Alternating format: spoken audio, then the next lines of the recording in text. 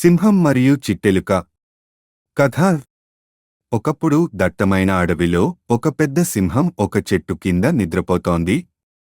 ఒక చిన్న ఎలుక సరదాగా పరిగెడుతూ అనుకోకుండా సింహం పైకి ఎక్కి దానిని లేపింది.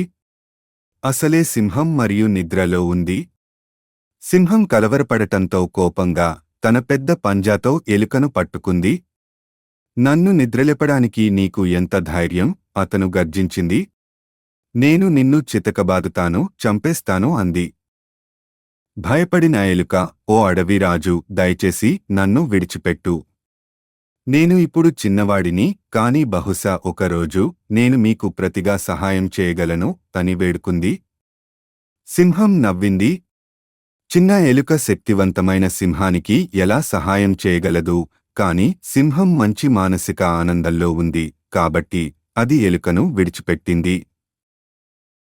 కొన్ని రోజుల తర్వాత సింహం వేటగాడి వలలో చిక్కుకుంది. బాగా కష్టపడింది కాని తనను తాను విడిపించుకోలేకపోయింది. సింహం గర్జనలు విని చిన్న ఎలుక సహాయం చేయడానికి పరుగెత్తింది. తన పదునైన దంతాలను ఉపయోగించి ఎలుక తాళ్లను కొరికి సింహాన్ని విడిపించింది. సింహం ఆశ్చర్యపోయి, నిన్ను తక్కువ అంచనా వేసి నేను తప్పు చేశాను. నా ప్రాణాన్ని కాపాడినందుకు ధన్యవాదాలు అని చెప్పింది. సింహం మరియు ఎలుక మంచి స్నేహితులయ్యాయి. కథ యొక్క నీతి: ఇతరులకు సహాయం చేయడానికి ఎవరూ చిన్నవారు కాదు. దయ ఎల్లప్పుడూ ప్రతిఫలం పొందుతుంది.